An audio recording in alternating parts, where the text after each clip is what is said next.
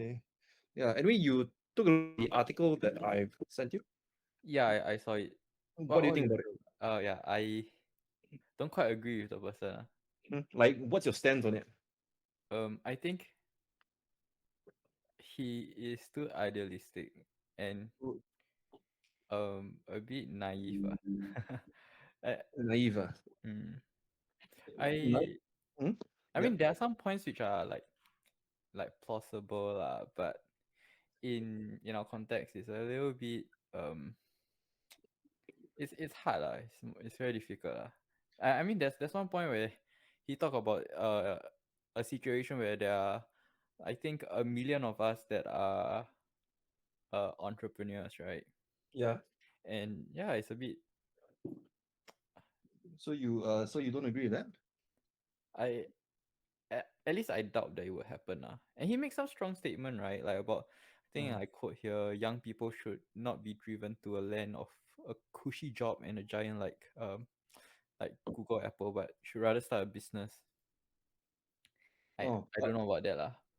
As in, not everybody should be an entrepreneur, right? right. But there are very good takeaways though. Like I think Yeah. the of course like it kind of shines the light like oh we have some unfair advantages. Yeah. Yeah. I mean, yeah, lah, like I mean, disadvantages like advantages, but she also know that I mean, like the writer, like honestly, I did a dig up of the writer, and he's very pro PAP. Mm. He's super pro PAP, and he writes um basically bad, how should I put it, like negative articles about like Workers' Party and all that. So Mm. you like tell where he get his idealism from, and Mm. I'm not sure whether it's like very pragmatic, and I can't find out what this person does. I tried finding, but apparently this guy is just a writer. So I was thinking like this guy, this foreign-looking guy, he's been here since like 2014 or something, pretty long. So Well, the I fact that he didn't managed to make a living out, I don't know what he does. Well, mm. it's pretty amazing already lah. Okay. But he I writes. didn't CSI the guy. I Oh didn't yeah. go and take a Did look what I always CSI people? I think. He did point out like the more pragmatic issues, which I fully agree on. For example, like I mean, he did address the issues of like the population issue, the cost issue, etc. And I mm. think like the creativity issue, honestly, like my take, which Mm. is what I want to talk like about later, is that the problem with funding creative efforts, right? The problem with that is that it increases the inefficiency for the government spending, right? Because if you think about Mm. it, if you can't guarantee result and 90% of the thing fails, why Yeah, would the government be funding it? Like it's taxpayers' money, right? yeah, So yeah. in a way, I just find it very difficult for the government to always say that they are going to create a fund or they're going to back like entrepreneurs, startups, and all that. But I just keep Mm. thinking about the fact that it's not a guaranteed thing for the government, and the government don't do Mm. non-guaranteed things, right? So like there's like a pull and push kind of thing that I Mm. keep seeing going on, which is why I really lost, or I don't have much faith in our government in terms of like their support schemes for like entrepreneurs, like, because of Mm. this pandemic Mm. fact, right? So I think, yeah, it's just so difficult. I mean, like government says they want to do this, but government says they want to do that. Like they need a population who is not so creative to continue working for corporates and all that. At the same time, they still want people to be creative, but in terms of like training people to be creative or encouraging creativity in that real sense, not in that academic sense, Mm. um, it's just not there because it's not measurable. You see, the thing is that it's not measurable. That's why the government don't really fully support it. At the same time, they know that they need it. So I'm not sure how they're going to solve that problem. Add to that point, even like it's not just about like the government infrastructure, right? It stems from like our whole system, our whole educational system. Hmm. It's a bit it doesn't really reward or incentivize you to be more creative because Yeah. yeah, it's a little bit hard to um n- take some risk on yourself and like basically the whole entrepreneurship thing like from my own experience you see like my co-founder also Hmm. forced to go and find a job right after like 2 or 3 months. So I think it's just the whole our whole culture lah. I don't think it's just the government But alone. honestly, I don't think it's just like culture alone. Hey, wait, like let me just unpack some stuff, but I'm on an airport, so I can hear you. Mm, So I mean, like, I don't think it's just about culture, but I mm, do think it's about cost of living, and which mm, as a result, cost of failure, right? I think, did we talk mm, about this before, like the cost of failure? Like, I think that's a very interesting point that we can bring up later, because the cost of failure is actually very high in Singapore mm, because of the cost of living, right? Because if mm, it, for example, like in Indonesia, if I can set up like a restaurant and I can learn the same skills, even if I fail at my business venture, right? The cost of actually starting up the restaurant and running it and failing at it, it's, let's say, about 10,000, right? But mm. if I want to set up like the same thing in Singapore, it's probably going to cost me like, like initial startup cost alone is probably like 150 to 200,000. Right, So right. I guess it's a cause of failure also, that these parents, not you're not having unlimited resources in terms of money, funds, and all that to support Mm, like their child's venture, or that they're also a bit. I mean, you can understand lah. Like, they're also a bit wary, right? So if they do actually support you in Singapore, even so in Singapore, that means mm, that, like, they really just blindly trust you lah, it's their mm, child, mm, thinking that you will succeed and all that. But I don't think it's very easy to do that, because in Singapore, I mean, most people don't have any money to spare, to be very honest. Uh, so yeah, so you can understand that lah. Plus, I think when you think about it, like the actual operation itself, it's actually damn expensive. Because if you mm, hire, let's say, and if you follow MOM guidelines, don't forget, like, we have like guidelines to follow. So you follow MOM guidelines. You cannot just hire anyone. You must mm, hire people. You must pay them well. You must make sure mm. that they have some kind of like plan in place in case you fire them or whatever. You must give them proper notice, whatever. Right. Insurance, CPF, whatever. So as an employer, right, you got so many things to start off with, even before you make your first dollar. It's just like so crazy break even in Mm. about 2 years. Then I was thinking, like, Ooh, holy shit, that's a lot of cards. And 136. yeah. So I mean, like, how is that possible? And 2 years is a lot of time, And you just look at your like your immediate surroundings. I mean, small kind of like Mm. coffee houses or that. Some of them, like, they open up, then they close very fast. Right. Right. Actually, But I got mm-hmm. some numbers here for, Already. yeah, from Accra. I dug out some uh stats from Accra regarding, because he was talking about like how we should all be entrepreneurs, right? So I was curious lor. Went to take a look at like what kind of businesses are starting and what's the general landscape. So these are, so on this side, these are businesses that started, and these are the businesses that left, and they split up into these kinds of sectors. What I did was just to calculate the growth of each sector, just for the year of 2022, so just the last 10 months lah. And this is the average growth rate. Surprisingly, there's actually 11,000 businesses that there's a net inflow increase of businesses, about an Mm-hmm. average of one a month, 1K a month, I mean. So in this case, like you're talking about F&B, they're doing not too bad eh. The average growth is about 1.29 lah. So I think F&B businesses are increasing at that their growth is at least not too bad in Singapore. But what doesn't surprise me is Mm-hmm. these two sectors lah, like basically tech and finance. They're the Right. highest growth amongst all. Right. I for F&B, like, you always see growth, because whenever there is a new development in terms of Mm. hawker center or that, those are registered businesses as well. Mm, mm, mm. So each individual store is a registered business. So I'm not sure whether that contributes overall to like Mm. the Perhaps, high perhaps. growth. Yeah. Yeah, that makes sense. Yeah, then Yes. yeah, so two things that are not really doing well: retail trade and transportation and storage. So your uh I can't remember like what hour is it some hour, Or right? rush Yeah, hour. rush hour. Yeah, so Mhm. I guess that's why. Yeah. Yeah, because of oil prices, right? So when you take a look at these numbers, like, it give you something to conclude about? Like, what can you conclude out from these numbers? To me, I think there are two ways of looking at data, right? Because data is just very like it's a static number, but it's how you infer it lah. So if finance is like, so the growth is so high, we kind of we must look deeper into like the first layer. So how many actually left? Like, is it like a high turnover kind of thing, or what, right? So Mm-hmm. let me just pull it out again. Like accommodation is probably like hotels, right? Or Mm-hmm. yeah, then these numbers are very low lah. So it's when you see when you see the growth rate against the actual raw figures, is very different now. But actually, right, when you say the growth rate, it's a growth rate. Is it the annual growth rate or what? Okay, so what I do is like month on month, and Uh-huh. uh, all I did was just for every for every business that closed, how many open? Yeah. Month on So month this is just an average of that. average. Yeah. But do you factor in the kind of like the butterfly effect of COVID? Not exactly. I just took the raw figures of this year lah. Mm. Right, because if you think about it, like, see, there'll be more businesses opening now because after COVID, right? But when you say growth, I'm just Mm. thinking, okay, growth after the big dip, or for example, like if growing 5% from last year, but then if you Mm. look back 1 year ago, it Mm. actually Mm. dropped like let's say 20%.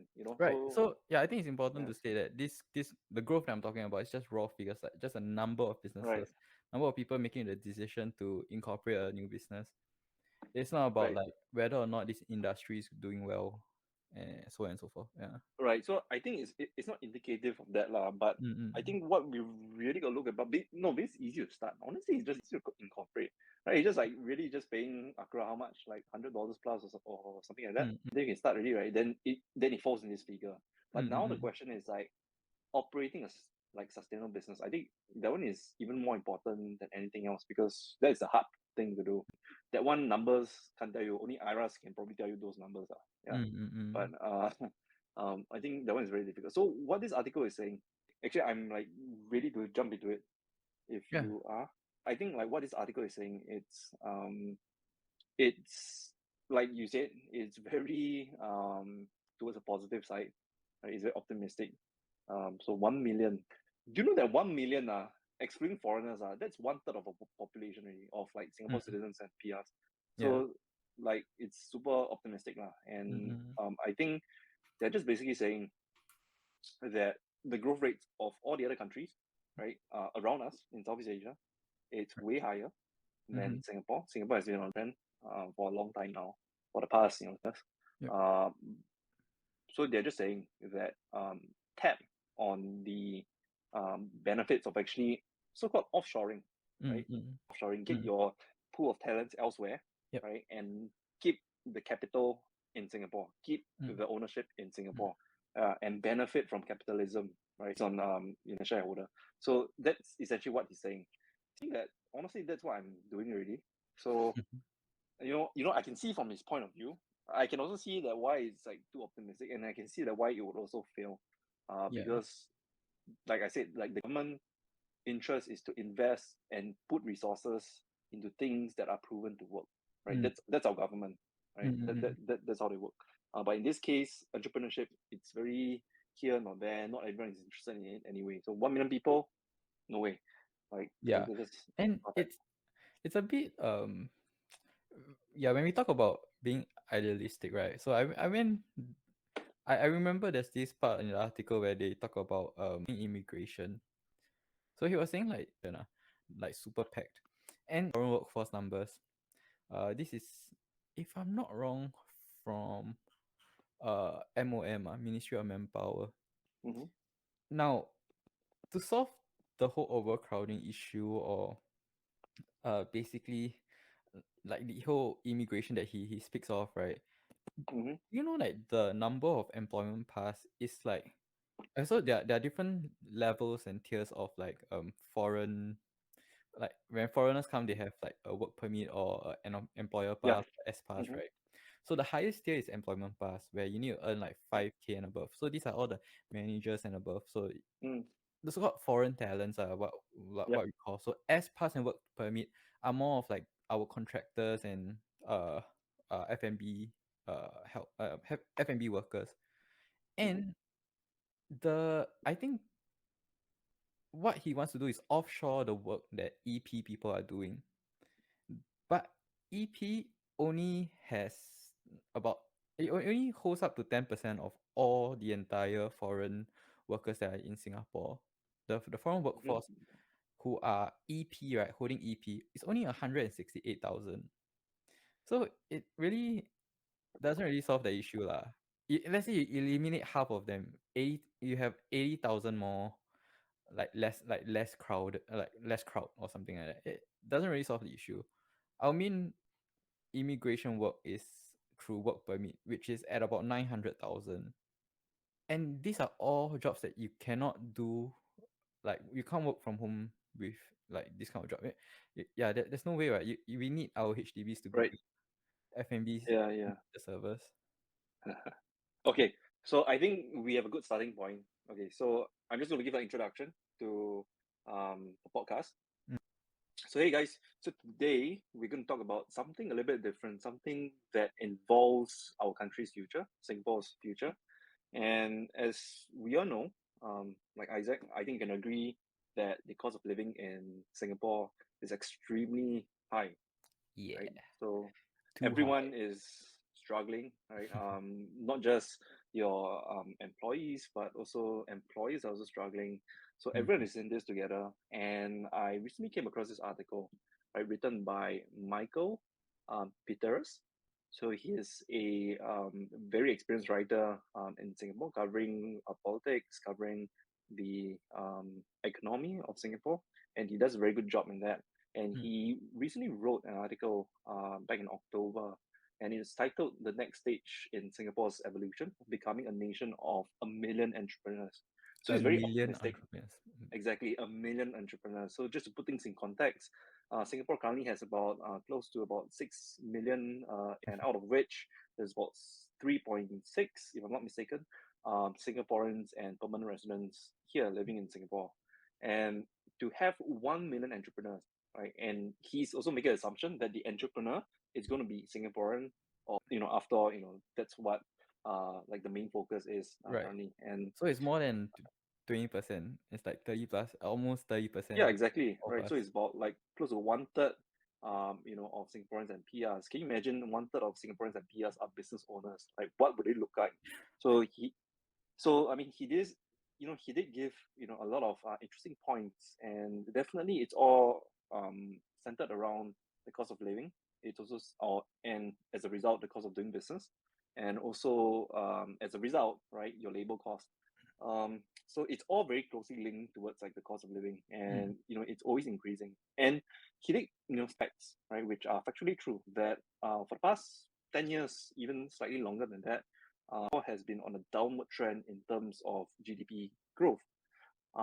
So that is concerning, and of course that's in the natural So scheme of yeah, things, because about the downward trend, is this in relation to like which other countries or?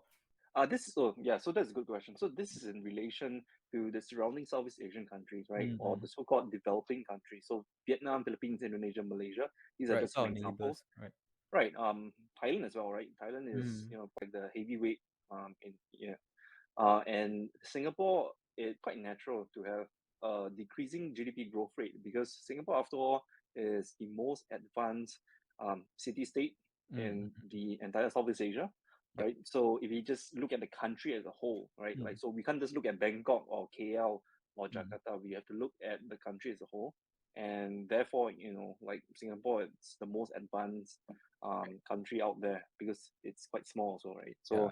So yeah, but still quite remarkable. But at the same time, right, while it's developed, if in fact, I actually heard a quote somewhere saying that that a country is developed when you see the rich taking the bus, right? So that means two things. Number one, the public transport system is very efficient. Number Mm. two, it's gotten so expensive that the rich public transport. So I think that Mhm. applies heavily to Singapore, because Singapore, in terms of owning cars, right, Mm. owning a vehicle, it's extremely expensive, right? There's the ARF tax, the additional registration fee. There's also Yeah. the COE, which is Mm. Certificate of Entitlement, which Mm. allows you to own a car for up to 10 years, after which you have to scrap the car or to renew another 10 years by paying the price of that certificate at that point of time when you have to renew the car. So it's actually very expensive. And currently, like, the price of that certificate, as of today, it's around hovering around 100,000 Singapore dollars, Mm-hmm. just for 10 years. So it just raises up the cost of even purchasing the car, already. And Right. it has become unattainable for most. That's why I think to really make the public transport system efficient, but most that more efficient, right? Because like recently in the news, there are a lot of people getting caught in breakdowns, and then when you look at the pictures, it's like scary. It looks like Singapore JB Customs on a public holiday, so it's actually very very bad. And I yeah, I I mean, feel that if we when we talk about Singapore, it's always about the price of the cars and it's always about the price, yeah. right? So it's really Mm. like the price, like the most expensive things or what. But it's a food for thought, right? Because Mm. I've not really checked this out, but in understanding, it kind of makes sense. So when you look at like the GDP of countries, right? Mm. Currently now Singapore sits at around 400 billion US dollars per year, right? Right. Yeah, like GDP, and it's very comparable to that of even larger countries, and it's even more than Malaysia already. Malaysia with a population of about 26, I think 26 plus million people, right? Their GDP is actually lower than us, right? Mm. But You right, mean total GDP, right? yeah, total Right. GDP, Damn. correct, yeah. So, but the thing I want to understand also, right? If our cost of living is so high, and let's say our GDP is like $400 billion, you compare it to another country in Southeast Asia that has a way lower, like 3 times lower cost of living, Mm. and the GDP, let's say it's the same figure. Mm. Mm. Mm. Yeah, it's Technically, basically I think like I'm just thinking of mm. it from like a business point of view, right? GDP is kind of like revenue, Yeah, yeah, right? yeah, yeah. It's like, yeah. So what is like the profit margin actually, right? Because your Mm. cost in Singapore, your rental, your labor is like so bloody expensive. So I'm just thinking if you have 400 billion, our GDP is 400 billion, and another country of the larger size is also 400 billion, but their cost is like 2 times lower. Like I'm just trying to think like what implications does it does it mean that they have like a higher so-called profit margin in Yeah. the in the business context? Yeah. I think yeah, that's a very very interesting point because yeah, really it's to me the article, right? The way he puts it is like I think he sees every country as a like level playing field, but that's not the case. Like I think we had a conversation before this about the cost of failure, right? And I think it fits very well into how we what we just mentioned about um the GDP and the cost of living. Mm. So Maybe you can explain, cause of failure is. okay, so this term, uh, from what I understand, it's like when let's say for example I start a business. If I fail, right, there's this term in economics called opportunity cost. So in Singapore, the opportunity cost is much higher than let's say somewhere else where Alex is currently in Indonesia. For me, I left my job, right. I I was making like maybe 5 plus, so that's about 70 plus k, 60 70 plus k in Mm-hmm. a year. If What I what what were you working as I was in consulting. consulting? Like So was that like inclusive of your CPF? no, if include CPF is a little bit higher, right? Cause got 17% more contributed by the employer. But I take home about like 4k plus every month. Mm, Yeah. okay. So it's like that's my opportunity cost this for leaving this job, right? And starting something. If I don't make this 4k plus, it's very, very difficult. Compared to someone who's in Indonesia who might be starting with like 800 maybe. Is it fair to say? About 800 Singapore dollars? Yeah, maybe in like Jakarta. Mm. So just this the cost of failure for me against another person who's in Jakarta is about say more than 2k every month. Like I have to like lose more than 2k every month, and he Mm. probably has a better lifestyle than me. Understand that proportional. So if you earn an income in, let's say, Indonesia, and you follow like the market Mm, salary, you are earning in proportion to how much your cost of living in that country is, right? So there's right. no arbitrage. But I think um, the author is actually saying is that find an arbitrage, right? He's Mm, advocating for you to hire people overseas so that you can lower mm, mm, your cost of labor to run your mm, business. mm, mm, So that's one of it. So I think like the main key thing is arbitraging. So if mm, let's say you can earn that same income that you're earning, let's say like 4 plus take home pay, and then use that amount and live off in, let's say, Indonesia, where the cost of living is significantly 3 to 4 times lower than Right. in Singapore, that will give you a longer stretch in terms of like per dollar That's that you earn, right? mm, So I think um, we cannot just assume that people living there, all doing fine, right? Like their income is like enough for them to like splurge on their lifestyle, etc. Right? I do think that this concept of arbitrage is extremely important to understand in this situation, because without the arbitrage, there is like simply no difference, right? Quite a lot of Malaysians, KL and all that, they like to come to Singapore to work because in terms of dollar figures, right, they can be earning the same amount, 3,000 ringgit versus 3,000 Singapore dollars, right? But if you bring that 3,000 Singapore dollars back to Malaysia, that's close to about 9,000, right? Maybe 9.3 thousand now, right? So that's 9.3 thousand ringgit, right? Which is a lot, right? yeah. So It's right. So I think like the main concept here is really just about arbitraging. yeah. So as long as you can make an income that is around the average salary range in Singapore, and then you bring that over to Indonesia as a business, that will give you an even longer runway. Right. Because But he even didn't. interns, He mean that you go Indonesia, right? So you are suggest base this in Singapore, but we also arbitrage our lifestyle. Is that what you're trying to say? Because I um, think this person is right, saying yeah. that we are still in his context, we are still living in Singapore. Right. So I mean, like when you set up a business in Indonesia, you probably got to go there a bit, right? So he didn't really say that, oh, you should also go and live in the country, right? Go from, right? But maybe this is one step further, right? Because Singaporean, that's when you can use your visa, right? Like we are like number one or number two in terms of like the freedom, like the so we are like number one and number two. So that's where I think that comes in handy. But after all, that's a personal choice, because there are certain things and certain routes that are holding you back in Singapore. For example, family, any commitments that you have, relationship commitments, etc. So Right. not everyone can just pick up their bags and like go. Mm. But my personal suggestion is that I think you should also do that, because Mm. at the end of the day, this you a broader understanding of Southeast Asia if you were to hire from multiple countries in Southeast Asia, because each country in Southeast Asia operates extremely differently, right? Different cultures, different language, different everything.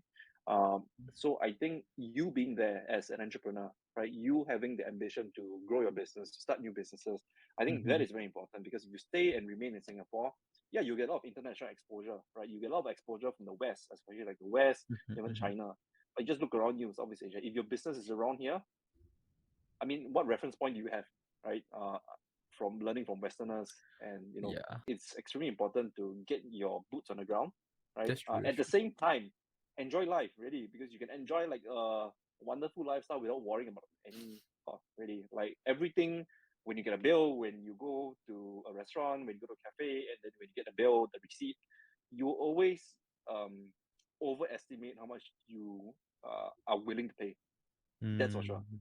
right? That's why a lot of Singaporeans like they like rich, but they just feel that their disposable income increased like threefold, right?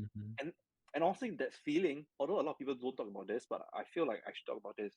That feeling gives you a very heightened sense, and it helps you improve your overall well-being, right? Because every day you're not thinking about, like, you're not anxious about your cost, right? You're not thinking about like how much is this going to cost, is there value in this or not, right? Because everything when you come here is almost of value, almost, right? Right. So I think like it affects the mindset, and as an entrepreneur, that helps you, right? Because that helps you probably increase your ego, right? As a result, it increases your confidence. Yeah, I think that's That's quite important. important, right? Because if you're like entrepreneur, right, your opportunity cost is about $4,000 to $5,000 like a Right. month, right? So for the first few months, maybe like the first year, first few years, you are going to make under that, because you're going to reinvest that into like the business and everything, right? So let's say if you're like a software as a service business, and then like a few months, launch a few months, got growth in terms of like paying customers, then maybe you can reach about like 5K a month. But that 5K is revenue. You're gonna cover your whatever Yeah, that's cost, true. working costs, and you've got like co-founders. Okay, good luck splitting that. And then are you left with, right? Because that amount, if it doesn't cover and like amount, right, it's a huge opportunity cost. and therefore imagine. I mean, like you yourself, you don't spend much, right? Like you spend about how much in Singapore? After I quit my job and starting my own this entrepreneurship journey, I spent maybe 600, 6 to 800. The perspective of everyone listening is, what lifestyle can you get for $600? Right. So I have a gym membership that already takes up about 1/3 of what I spend. And then uh working, sometimes I go out and work, right? Staying at home is kind of depressing. So if we go to cafes, that's like $10 a day. I budget roughly $20 a day. So that's already 600. Yeah. Okay, so And that's oh right, so assuming yeah, that. sorry, I didn't answer your question. So what kind of standard, right? What I get in a day is probably uh one Cai fan. One Mixed Okay, rice. so for international viewers, Cai fan economic rice. So it's like a mixed vegetable rice where you get to pick um like certain Your, dishes. your dishes, yeah. Yeah. For a very, very low cost, roughly around $3 to $5. And then I would just spend most of my money at the cafe, right? Because you kind of need to buy a drink. It'll be like maybe $8 to $9. Why you go to the cafe, right? It's because you want a heightened sense of a new environment, and also like something that's aesthetic, something that when you don't want to be working on. Then I mean, you're trying to look for inspiration also in your environment, Right. right? I think that helps in terms of like productivity as well. So I don't think a lot of people want to like build a startup in a coffee shop, right? I mean, like sit down there, Eh, Yusuf, and you can't really get a lot of inspiration, to be honest. yeah, yeah. Like it's quite, sometimes I just feel a bit like depressed, with. So um so let me just share with you. Okay, so $600. What can you get in Indonesia, right? So if you budget $600, that means that you're probably prioritizing a lot of your other I guess your remaining amount of resources to extend your runway, if not to reinvest back in your business. All right. Mm-hmm. So continue doing that, but live in Indonesia. $600, what it can get you? It can get you taxi trips everywhere to and fro every single day for a month, right? Because each trip it's about 250. If you take the motorbike, which I think some people they find it a bit dangerous, but if you do take that, it's about 50 cents to 70 cents Mm, per trip, right? So that's even cheaper than your bus fare yeah. sometimes, right? So you can just take like private, so-called private hire transport everywhere you go, and that helps you as an entrepreneur because that helps you save time. Right, Right, right, time is right. extremely Mm-hmm. important, right? Mm-hmm. If you are right, just read your book. You don't have to fight for seats. You don't have to worry about standing up and everything. You can even do your work on the laptop if you're that productive. Mm, So that helps you save a lot of time traveling A to walk to the bus stop. You don't have to walk to the train station, and squeeze with everyone. mm, So, like I said, right, you start your day off with private hire um, transportation, right, and mm-hmm. that state of mind, it's very different as you comparing to like Mm, with the rest of the workforce. So it mm, just gives you like a very different feeling at the start of the day. And right, let's talk about food. With the $600, after factoring in private hire transportation, you can go to cafes every day, right? To have right. 3 square meals every single day. And I'm talking Oh, about like I cafes. forgot. I Yep. forgot to mention. I have dinner at home, so this 600. Okay. I don't eat out for Right. dinner. Yeah. So I'll come to that later, right? So just assuming that you want to have spending at a cafe, I wouldn't say that they have very strong Wi-Fi as what Singapore has. Singapore has, on average, I'm not sure it's average, like the statistics average, right? But when you go to a cafe, it's what 20 Mbps, Yeah, about that. Yeah. like around there, Mm, right? So in Indonesia, it's definitely lower. It's about 7 to 10 Mbps, mm, but it's not going to affect you, right? Because like if you go on YouTube or anything like that, it still buffers, like it doesn't buffer and like stop there, right? Your video just continues playing, right, in about 720 to 180p, right? mm, So it's not an issue. So I guess most workflows should not have an issue. So per, let's say, the funny thing is that when you go to a nice cafe, the food that you order is the same price as your Thai fun, right? Yeah, damn. but you're getting like the quality, and like the auntie won't shout at you or like pretentiously call you handsome or something like that, right? So maybe the auntie calling you handsome, just boost your ego a bit. Yeah, so that helps. The free service, Still wouldn't yeah, want me. I still wouldn't want to work there though. it At comes a with a coffee rice. shop. Yeah, it comes with your rice. But I think Mm, lifestyle, different like quality of life, right? mm. If you look at it from like a certain angle, and talking about, let's say when you eat home, right? When you eat home, um, you get someone to deliver your food, right? It's 10 to 20 Singapore cents. That's all, right? And You mean the the food price is, delivery fee? yeah. And let's say if I order like the local so-called Cai Fan, which is called nasi padang over here, Mm. right? Of course, like a way unhealthier version, right? But nonetheless, a lot of rice and everything. And each meal costs me with delivery $2, two Singapore dollars. Well, that's more than the delivery fee in Singapore, man. Yeah, like I'm a huge meat eater, so I Mm. must have like chicken plus another chicken, or like chicken plus beef, or like something like that, right? So that's what $2 get you here. So, and it delivers to your doorstep. So I can be Mm. there working, I can be there having a call with you, and I'm just waiting for my food to come and deliver to my doorstep. Mm. And the best part is that they don't waste time. I guess it's their own model, right? Like their own Indonesia, where they don't stack your orders. One delivery rider for one one delivery, right? Oh, They don't like stack it up, right. bicycle and like like so like you mentioned, like the like cost of food here is lesser than the cost of delivery. Because it's like a little bit too expensive in Singapore. Right. Yeah. So I always like saying that, if you order bubble tea in Singapore and you have it delivered to your house, right? You're paying like, five for your so-called premium bubble tea. Is another $5 for your delivery also. Right. Yeah. Yes. Right. So it just doesn't really make sense. So as an entrepreneur, time is of the essence, right? Mm. Time is the most important resource.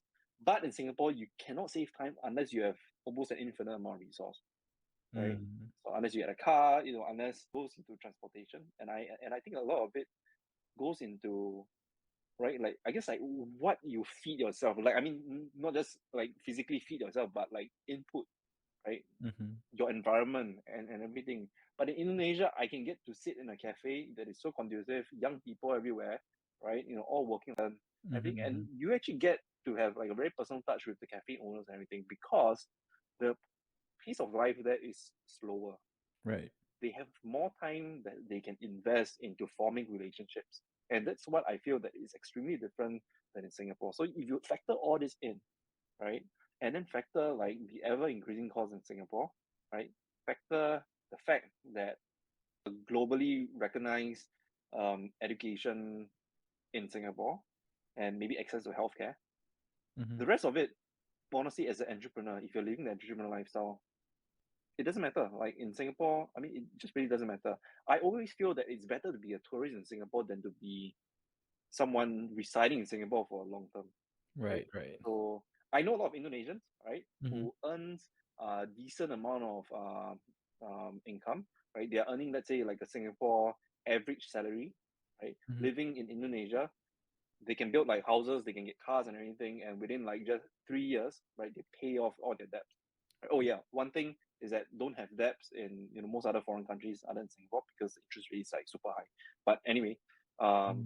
they manage to pay off all their debts, and when they come to Singapore, they can spend, they can really spend, and they can bring their mates, two mates, like one mate for each kid, right? Because like Wow. mates here are like quite affordable as compared to Singapore, right? In Singapore, you have the agency fee. If you want to hire a mate, that's about Mm. $2,000. You have the insurance, dollars plus everything for $3,000 to bring in a mate, and then on top of that, you gotta pay your mate a monthly salary of how much is it? Like I think is it $600 to $800 now, Oh, I'm right? not too sure. I So don't have one.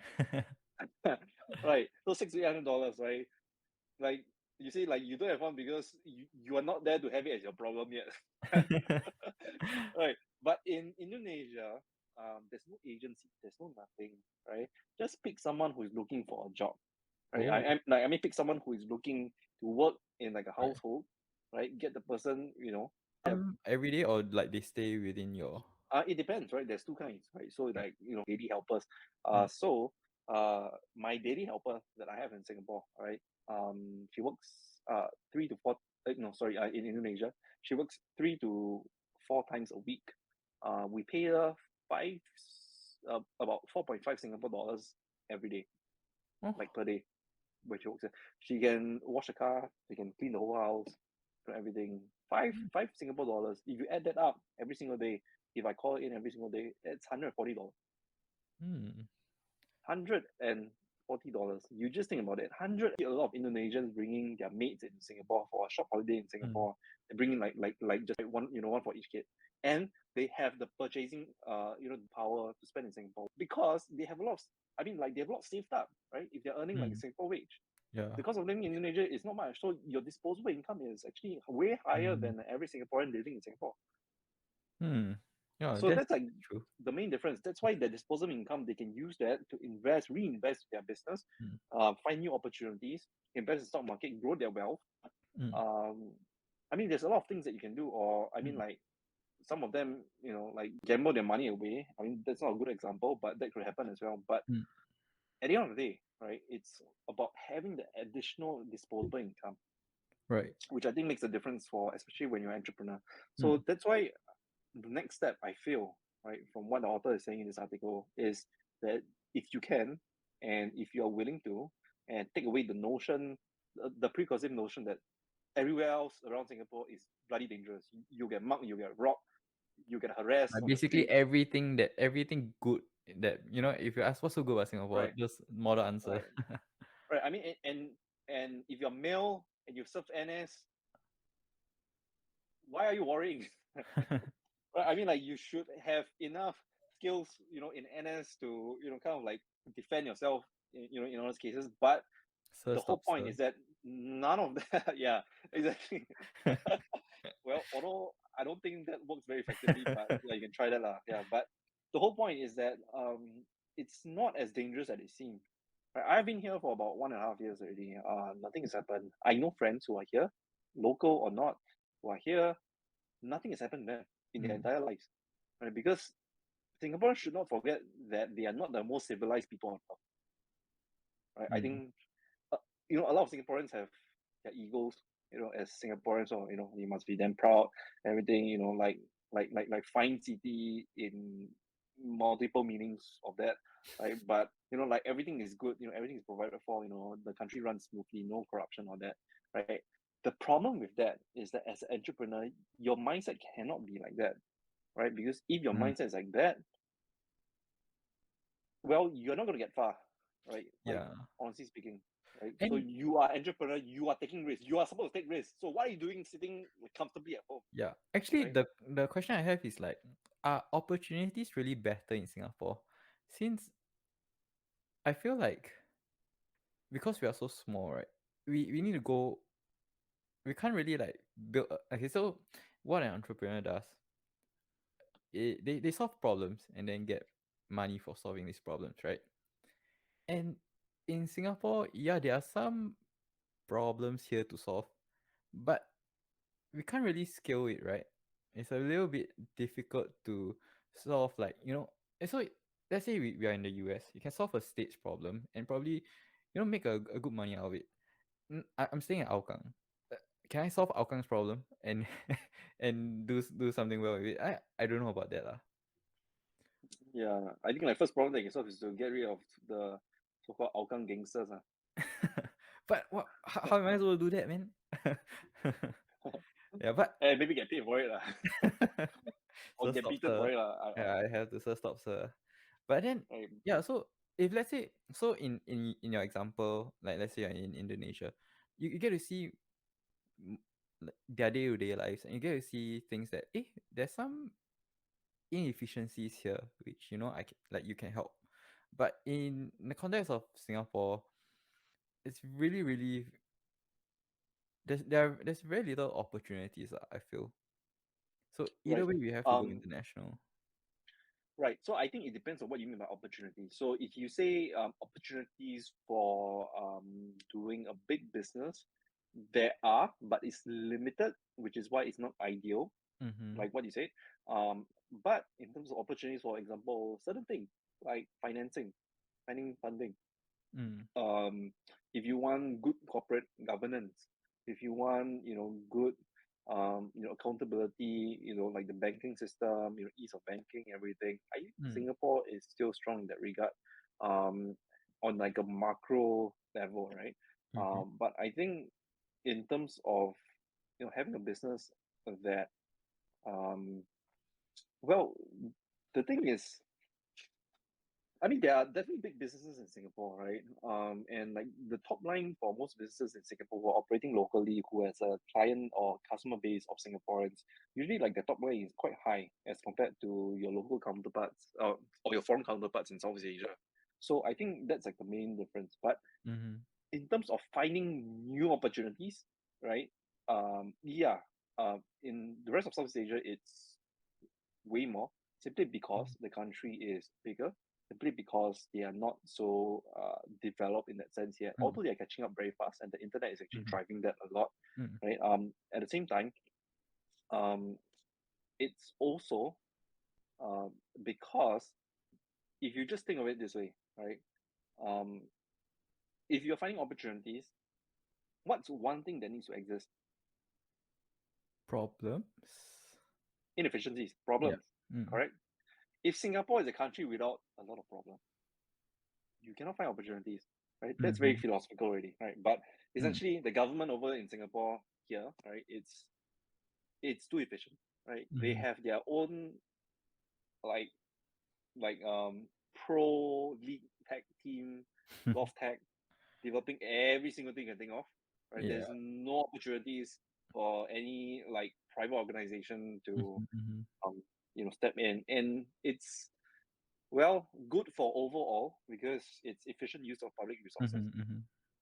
right? But if there's no corruption, there is no nothing. There's just simply no opportunities, right? Because of corruption and everything in other countries, that's why there are inefficiencies, and where is, that's why private organizations can come in, right? Although it's an easy solution or whatever, right?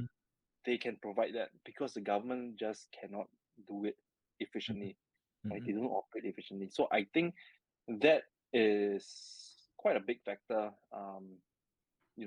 in actually whether or not a particular place has more opportunities or not, right? And Mm-hmm. also the fact that Singapore is so highly advanced.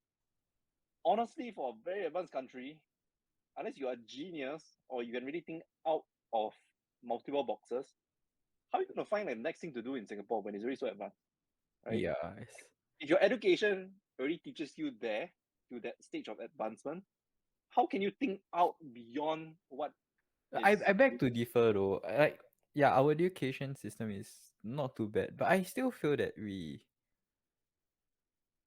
don't promote entrepreneurship in our education system. It's right? Because really. honestly, Mm. education system, what is the core focus of our formal education system? Like all I think about, right, is like you have to first get a good score, then you also need to have a CCA, and yeah, that's about it. Like, to me, I don't think this breeds entrepreneurship. No, but what is the core focus of our formal education system? Like, what do you think it's Tests, there for? exams. Oh, what is it No, called? but like the bigger picture. Like I mean, Mm. like, why does it even exist in a country in the first place? Oh, I don't know. Can you tell me? What? Like, why do countries focus on that? It's because they need to breed an effective workforce, Okay, okay, yeah, yeah, yeah. Right, right. right? If everyone is entrepreneur, then who is working in the companies? Yeah. Who is Oh, working and in the MNCs, yeah, and also I want to bring this point up where he talked about a million of us should be entrepreneurs, right? right? How is that even possible, man? It's No. So he's advocating for a pivot in terms of focus in Singapore because mm, Singapore, honestly, you know, to me, to me at least, right. it's already at its peak, right? There are, trends, fertility rate, or Mm, everything, GDP growth. Some things are declining, some things are increasing. Inflation is increasing, right? mm. But I mean, like the thing is that I just feel that it's at its peak. Like the good times of growth are over, right? And it's only very natural. And Mm, as a city state, left, right, center, it's the same cost of living, right? It's not like in Malaysia, in KL. If things are too tough for you as an individual, right? Too fast paced or whatsoever, cost of living is too high, go somewhere else, right? Go to mm. Johor, right? Go to Penang, right? Go back to your hometown, right? So I think it's not like if I grew up in Jurong, then I move to the east to Punggol, and then I work in Punggol, I come to Jurong, Jurong is cheaper. It doesn't work that way. So that's why I just feel that Singapore, with all its limitations and where it's at Mm, currently, I just feel that the good times are already over. For the individual, not for the country, but for the individual. mm, So I think it's very hard to find opportunities because of that. Also, right? I think the government, if the government is smart, and I think they are very smart, right? mm, They have always been growing the revenue of the country. Like I mean, like their revenue, through the, what is that called? Like the, um, like I, like NIRC, the basically returns that they get from their investments from Temasek, oh GIC, yeah. Mm, MAS, right? So I think they've been using that and growing that as a source of revenue, mm-hmm, mm-hmm. through the profit that they have made, from those investments. So I have this theory, right? It might be Tell a me. very, how should I put this? Like a very Controversial. control theory, right? But hear Juicy. me out. But hear me out. The government knows, everyone knows